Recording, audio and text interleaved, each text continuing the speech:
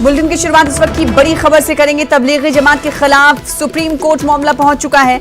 अर्जी गुजार अजय गौतम की जानिब से सुप्रीम कोर्ट में पिटीशन दाखिल की गई है। तो इस वक्त की बड़ी खबर, तबलीगी जमात की तमाम तर सरगर्मियों को फौरी रोक लगाने की इस अर्जी में अपील की गई है।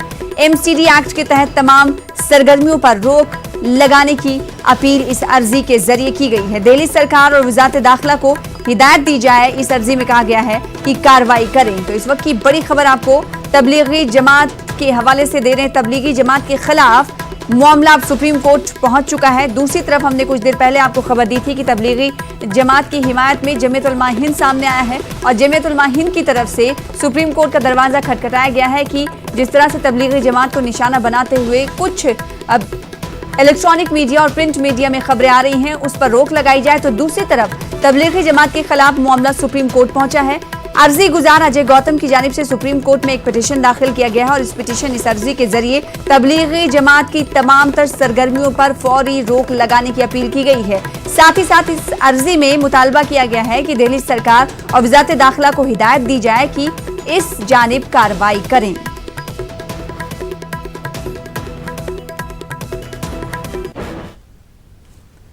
उधर कोरोना पर वुज़रा जमात की मीटिंग खत्म हो चुकी है। इस मीटिंग में लॉकडाउन खत्म करने को लेकर कोई भी फैसला नहीं हुआ। फिलहाल प्रकाश जावड़ेकर ने कहा कि हालात की संगीनी को देखकर ही फैसला लिया जाएगा। ये मीटिंग राजनाथ सिंह की रिहाइशगाह पर हुई थी। इस मीटिंग में अमित शाह, किशन रेड्डी, स्मृति ईरानी और प्रकाश जावड़ेकर मौजूद रहे। पीएम मोदी के जरिए उठाए जा रहे कदम की सराहना करते हुए मुख्तार अब्बास नकवी ने कहा कि पीएम मोदी का हर कदम मुल्क के मफाद में होता है। प्रधानमंत्री श्री नरेंद्र मोदी जी के संवेदनशील और दूरदर्शी जो फैसले हैं और इस संकट के और चुनौती के समय जो फैसले हो रहे हैं, वो निश्चित तौर से उनके कोरोना के खिलाफ जो जंग है, उस जंग के में उनका जो मजबूत जुनून और जज्बा है, उसका एक प्रमाण है, उसका एक उदाहरण है, उसका एक सबूत है।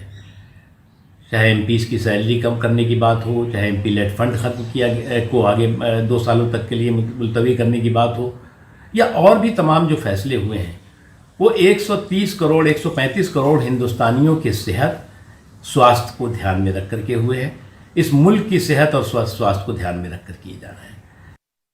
मगरबी बंगाल में कोरोना वायरस की सूरत-ए-हाल काबू में होने का दावा करते हुए वजीर आला ममता बनर्जी ने कहा कि खौफजदा होने की जरूरत नहीं है। वजीर आला ने कहा कि बंगाल में अब तक कोरोना वायरस के कुल 61 मामले सामने आए हैं और मरने वालों की तादाद महज 3 है। वजीर आला ने रियासत के अवाम को यकीन दिलाया कि बंगाल हुकूमत कोरोना वायरस के खिलाफ हर मुमकिन कोशिश कर रही है। साथ ही उन्होंने कुछ सियासी जमातों को तनकीद का निशाना बनाते हुए कहा कि कुछ सियासी जमातें और उनकी आईटी सेल कोरोना वायरस पर भी सियासत कर रही है, जबकि ये वक्त सियासत का नहीं है। कोरोना के 61 मरीजों में 17 गैर मुल्की हैं। लॉकडाउन की वजह से होने वाले नुकसानात का जायजा लेने के लिए नोबेल इनाम याफ्ता अभिजीत बनर्जी की क़यादत में हुकूमत ने ग्लोबल एडवाइजरी बोर्ड की तश्कील भी की है। लॉकडाउन की कोलकाता की आज की आप तस्वीर देख सकते हैं कि किस तरह लॉकडाउन के दौरान पूरे कोलकाता शहर में सन्नाटा छाया है। हम अभी मौजूद हैं 7 पॉइंट क्रॉसिंग पर। कोलकाता के पार्क सर्कस का इलाका है। आप देख सकते हैं कि किस तरह ये काफ़ी मशहूर इलाका है। यहाँ जिस तरह से भीड़ होती है, तमाम अहम मराकज़ इस इलाके में है, लेकिन ये तमाम इलाके जो है वो वीरान पड़े हैं, दुकानें बंद है, तमाम अदारे बंद है और ख़ासकर इस इलाके में पुलिस की भारी जो है वो चौकसी बरती जा रही है। आप देखिए कि किस तरह से पुलिस अहलकारों को बड़ी तादाद में तैनात किया गया है और ख़ासकर सबसे अहम बात, जो जुर्माने का सिलसिला शुरू किया गया है कि उन गाड़ियों पर जुर्माना लगाया जाएगा, उन लोगों पर जुर्माना लगाया जाएगा जो बगैर किसी ज़रूरत के घरों से बाहर निकले हैं। हम अपने कैमरामैन को कहेंगे कि वो दिखाएं कि किस तरह से पुलिस अहलकारों की तरफ से जो है वो यहाँ पर जो है वो तमाम तरह की सख्ती बरती जा रही है, चौकसी बरती जा रही है और उन लोगों पर जुर्माना लगाया जा रहा है। आप देखें कि रिसीव पेपर के साथ जो है वो यहाँ पुलिस अहलकार मौजूद है और सिर्फ उन गाड़ियों का ही चालान नहीं किया जा रहा है जो बिला वजह सड़कों पर घूमती हुई नज़र आ रही है, बल्कि उन लोगों पर भी जुर्माना लगाया जा रहा है जो बिला ज़रूरत घरों से निकले हैं। आप देखें कि वहाँ 3 गाड़ियाँ खड़ी है जिन्हें सीज किया गया है और ये किसी भी बगैर किसी रीज़न के जो है ये लोग जो है निकले थे और ये तमाम गाड़ियां सीज की गई है। आप देखें कि यहाँ किस तरह से पुलिस एहलकार, कैमरामैन को कहेंगे कि वो दिखाएं कि पुलिस एहलकार जो है वो इन तमाम लोगों को की चेकिंग कर रहे हैं जो बगैर किसी वैलिड रीज़न के घरों से निकले हैं। यानी आप कोलकाता शहर में खासकर उन इलाकों में ऐसे कई इलाके हैं जहां पुलिस का सख्त पहरा है और बगैर किसी रीज़न के जो भी बाहर निकले हैं, किसी वैलिड रीज़न के अगर कोई भी बाहर निकला है तो उसे जो है वो सख्त, उसके खिलाफ जो है वो सख्त इक़दाम किए जा रहे हैं और उनका जो है वो चालान किया जा रहा है। तो तमाम तरह की चौकसी बढ़ती जा रही है। हालांकि अभी भी जो खासकर जो बस्ती इलाके हैं वहाँ जिस तरह की पुलिस की जिस तरह की चेकिंग होनी चाहिए थी, जिस तरह से पुलिस का पहरा होना चाहिए था, उसकी कमी नज़र आ रही है।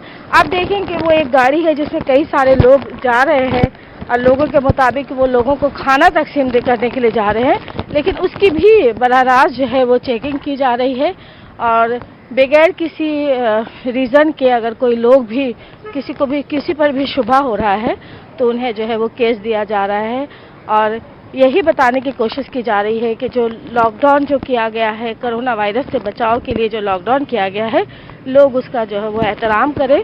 और ख़ासकर जो मरकज़ी और रियासती हुकूमतें बार बार अपील कर रही हैं कि जो आपके घर का जो दरवाज़ा है, जो मेन गेट है, वही आपकी जो है वो लक्ष्मण रेखा है और कोरोना वायरस से अगर मुकाबला करना है तो लॉकडाउन का एहतराम करें, घरों में रहें। तमाम सियासी समाजी जमातों के लीडरान और ख़ुद हमारा चैनल भी आपसे यही अपील करता है कि आप कोरोना वायरस से मुकाबले के लिए अपने घरों में रहें, सुरक्षित रहें। कैमरामैन विपुल के साथ Shabana Ejaz, news 18 Urdu. Oxygen support के साथ होने चाहिए। तीसरा type of classification is dedicated covid hospitals. These are the hospital जो कि कॉम्प्रिहेंसिव केयर प्राइमरी प्रोवाइड करेंगे, जो कि हमारे सीवियर और क्रिटिकल केसेस हैं। ये हॉस्पिटल भी या तो फुल हॉस्पिटल हो या डेडिकेटेड ब्लॉक्स हो और इनमें fully equipped ICU facilities, ventilator और beds with assured oxygen support होना चाहिए। इस पर्टिकुलर क्लासिफिकेशन के द्वारा हम लोग स्टेट्स को भी और अपने सेंट्रल मिनिस्ट्रीज के जितने हॉस्पिटल्स उनको एक गाइडेंस ये प्रोवाइड करना चाहते हैं कि किस टाइप से हमें केसेस फील्ड लेवल पर मैनेज करने हैं। इसके साथ ही मैं आप लोगों की दृष्टि में लाना चाहूंगा कि आज होम मिनिस्ट्री ने मेडिकल ऑक्सीजन की आपूर्ति को सुचारू रूप से और हैसल फ्री रहने के लिए स्टेट्स और यूटीज को विशेष ध्यान देने के लिए भी निर्देश दिए हैं।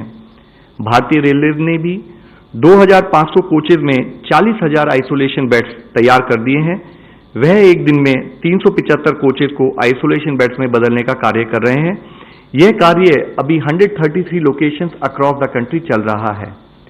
आज मिनिस्ट्री ऑफ आयुष ने भी एक जनरल गाइडलाइन इशू की है जिसमें कि आयुर्वेद द्वारा इम्यूनिटी बूस्टिंग कैसे की जा सकती है उसके बारे में बताया गया है। साथ ही जैसे कि मैंने आपको कल भी बताया था, माननीय प्रधानमंत्री जी ने वीडियो कॉन्फ्रेंस के द्वारा काउंसिल ऑफ मिनिस्टर्स के साथ बातचीत की थी।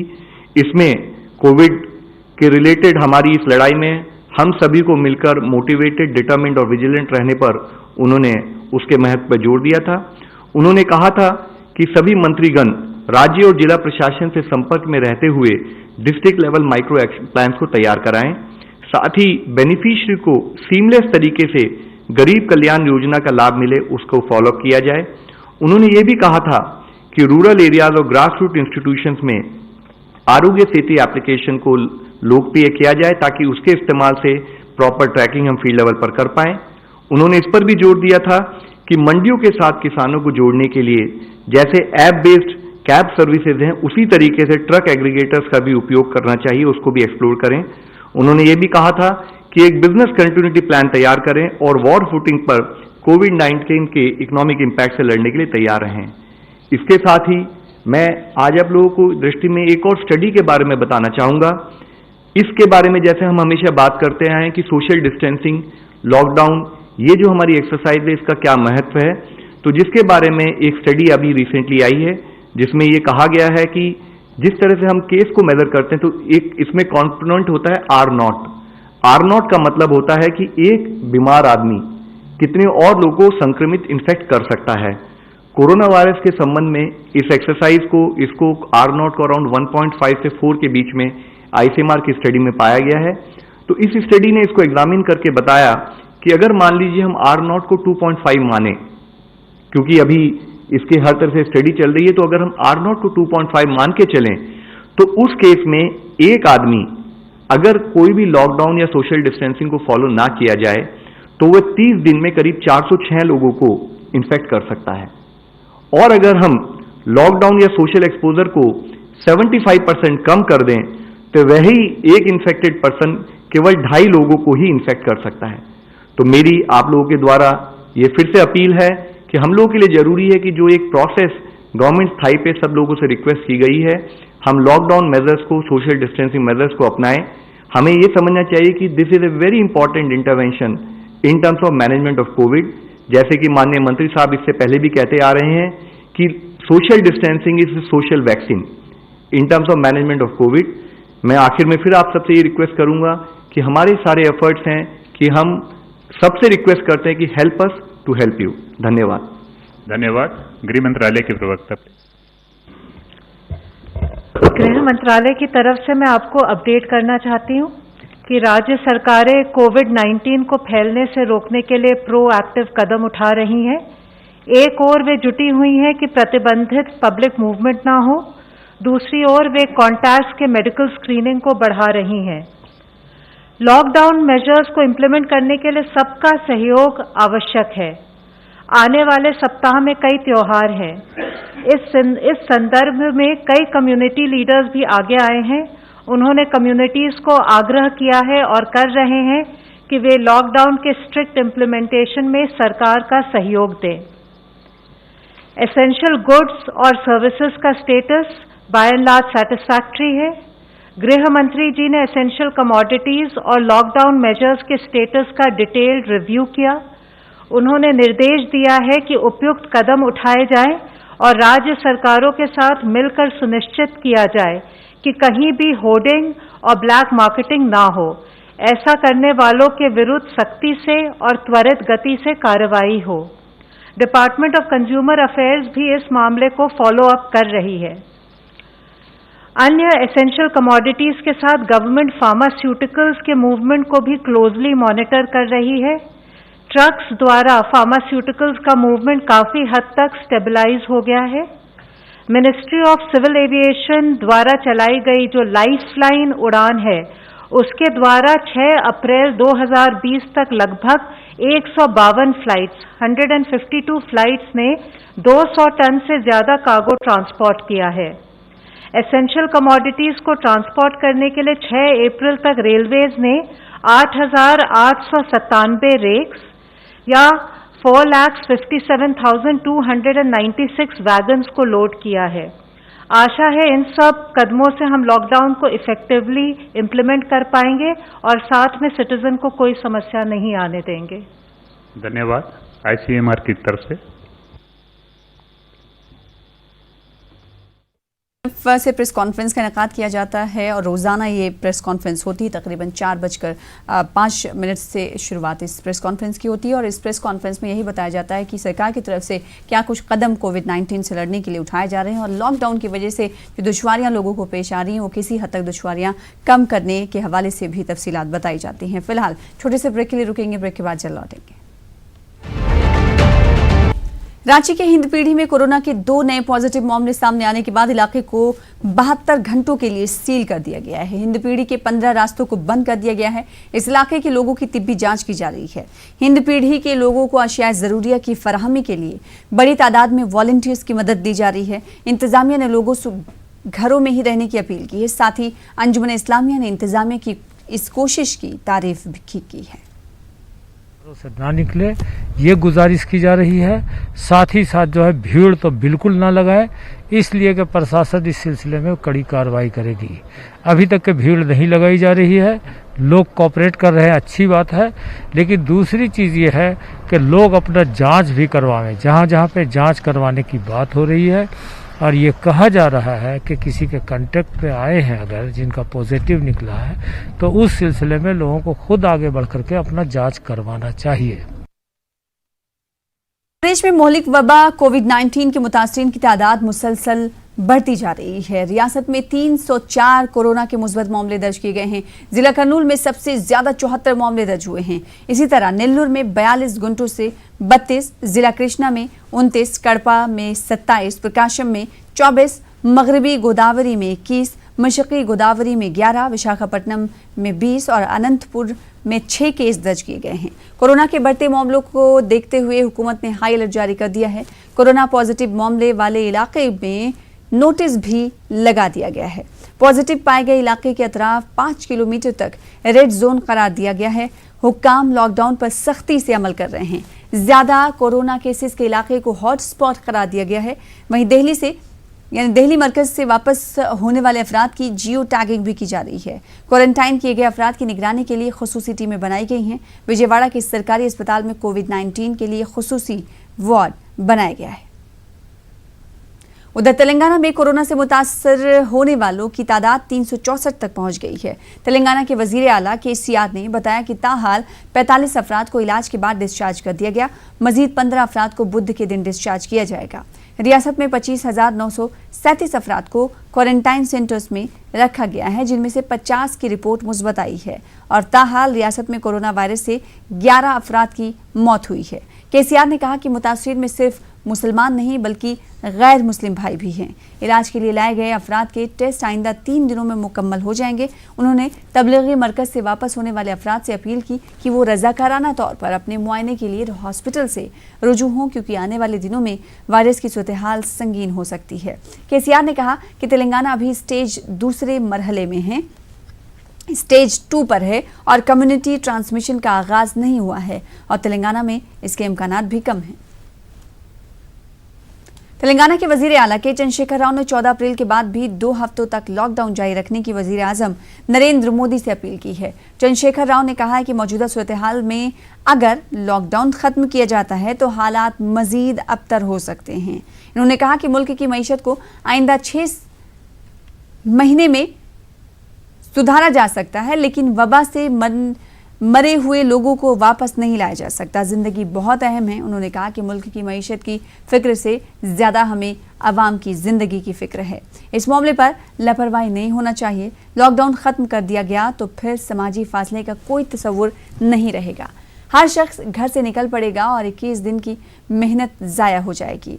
उन्होंने कहा कि दुनिया में 22 ममालिक ने मुकम्मल लॉकडाउन किया है, जबकि 90 ममालिक में जुज़वी लॉकडाउन पर अमल किया जा रहा है। KCR ने मजीद कहा कि दीगर ममालिक के मुकाबले मुल्क में यानी इंडिया में हालात बेहतर हैं। लॉकडाउन के जरिए ही मर्ज को फैलने से रोका जा सकता है। जमात इस्लामी हिंद ने डॉक्टर्स और पैरामेडिकल स्टाफ के लिए 100 अदद सेफ्टी किट्स का अतिया दिया। अमीर हल्का जमात इस्लामी तेलंगाना मौलाना हामिद मोहम्मद खान के हाथों body gown, face mask, hand gloves, head caps पर मुश्तमिल सेफ्टी किट्स उस्मानिया मेडिकल कॉलेज कोठी की प्रिंसिपल डॉक्टर P शशिकला के हवाले किए गए। जमात इस्लामी ने doctors association of relief and education के मशवरे पर यह इमदाद डॉक्टर्स के हवाले की। ये सेफ्टी किट्स गांधी अस्पताल, चेस्ट अस्पताल और फीवर हॉस्पिटल में कोरोना के मरीजों के इलाज में मसरूफ डॉक्टर्स और पैरामेडिकल स्टाफ को दिए जाएंगे। सेफ्टी किट्स के अतिया को कबूल करते हुए जूनियर डॉक्टर्स एसोसिएशन ने जमात इस्लामी और doctors association of relief and education का शुक्रिया अदा किया है। लॉकडाउन की वजह से गरीब तबका मुतासिर है। रोज मेहनत मजदूरी करके अपना गुजारा, अपने बच्चों का पेट भरने वाले परेशान हैं। हुकूमत की जानिब से चावल और रकम तकसीम की जा रही, लेकिन हर सड़कों के किनारे रहने वाले अफराद ने चावल नहीं मिलने की शिकायत की है और जल्द इमदाद फराहम करने की अपील की है।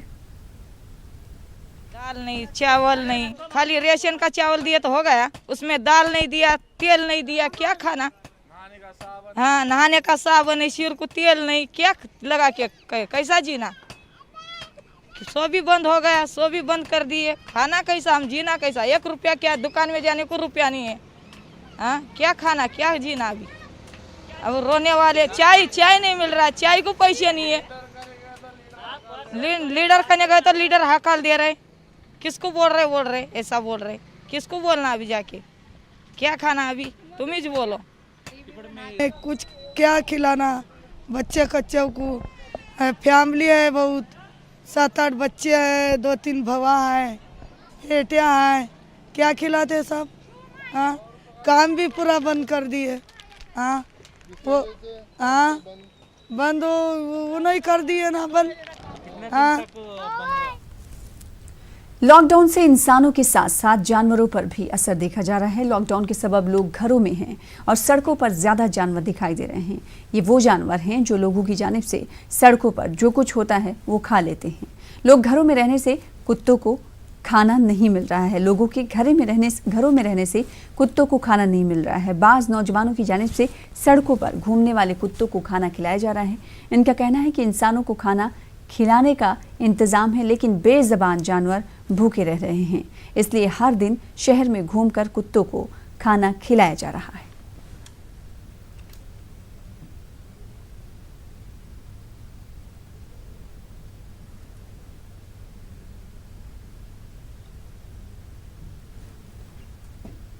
आलमी वबा कोरोना वायरस की जंग में हैदराबाद के एक मुस्लिम खानदान के 3 अरकान हिस्सा ले रहे हैं। तेलंगाना के वजीर बल्दी नज़्म नस्ख के तारक रामाराव ने ट्वीट करके डॉक्टर महबूब खान, उनकी अहलिया और बेटी की खिदमत की सताइश करते हुए इन्हें हीरोज करार दिया है।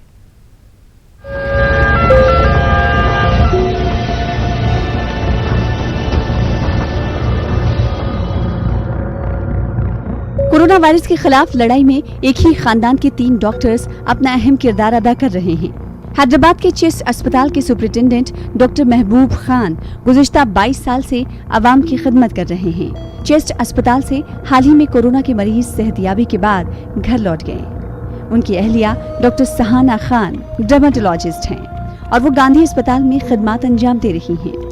और उनकी बेटी रशीका खान ने हाल ही में MBBS मुकम्मल किया है और हैदराबाद के फीवर अस्पताल में हाउस सर्जन के तौर पर खिदमत अंजाम दे रही हैं। इन तीनों ने तेलंगाना में कोरोना वायरस के खिलाफ लड़ाई में खुद को वक्फ कर दिया है। इस खानदान के ताल्लुक से तेलंगाना के वजीर IT बल्दी नज़्म नस्ख के रामाराव को इल्म होने पर उन्होंने ट्वीट करते हुए कहा कि 3 शहरी हीरोज हमारे पास हैं जिनका ताल्लुक एक ही खानदान से है। डॉक्टर महबूब खान ने कहा कि उनके खानदान को फख्र है कि उनके अरकान खानदान मरीजों की खिदमत को अपना फर्ज समझते हैं। उन्होंने कहा कि हंगामी सूरत-ए-हाल से कुछ खतरा भी होता है, ताहम डॉक्टर्स अगर हंगामी हालात में काम नहीं करेंगे तो कौन काम करेगा। उन्होंने कहा कि वो भी इंसान हैं, जब तहफ़्फ़ुज़ के आलात पहन लेते हैं तो एक सिपाही की तरह हो जाते हैं। खुद के बजाय ज़्यादा से ज़्यादा मरीज की सेहत के बारे में तवज्जो मरकूज करते हैं। डॉक्टर्स एक अजीम कॉज से जुड़े हुए हैं। डॉक्टर महबूब खान ने कहा कि रियासती वजीर की सताइश से उनके हौसले मजीद बुलंद हुए हैं। उन्होंने कहा कि उनका इकलौता बेटा मेडिकल शोबे से मुंसलिक होने की तैयारी कर रहा है। वो अब फख्र के साथ कह सकते हैं कि अगर वो इस शोबे से मौजूदा तौर पर वाबस्ता हो जाता है तो वो भी इस काम में उनका साथ देगा। Bureau report, news 18 Urdu. मरकजी वजीर मुख्तार अब्बास नकवी ने शब बारात के हवाले से मुसलमानों से अपील की है। लॉकडाउन और सोशल डिस्टेंसिंग का ख्याल रखने की भी अपील की है। शब बारात के दिन लोग लॉकडाउन और सोशल डिस्टेंसिंग के जो दिशा निर्देश हैं उनका ईमानदारी के साथ पालन करते हुए अपने घरों पर ही इबादत करें, दुआएं मांगें, नज़र न्याज करें। तमाम सामाजिक संगठनों ने, तमाम धार्मिक संगठनों ने, धर्मगुरुओं ने यही अपील की है कि सभी लोग शब बारात के दिन घरों पर ही इबादत करें, घरों पर ही दुआएं मांगें। आज कोरोना के कहर से पूरा विश्व कराह रहा है। आज कोरोना का कहर भारत के लिए भी, हिंदुस्तान के लिए भी, हिंदुस्तान के लोगों के लिए भी चुनौती बना हुआ है। प्रधानमंत्री नरेंद्र मोदी जी के नेतृत्व में मजबूती के साथ पूरा देश कोरोना के कहर को परास्त करने के लिए, उसको शिकस्त देने के लिए काम कर रहा है। फिलहाल इसी के साथ इस बुलेटिन में इतना ही। दीजिए मुझे इजाजत। आदाब।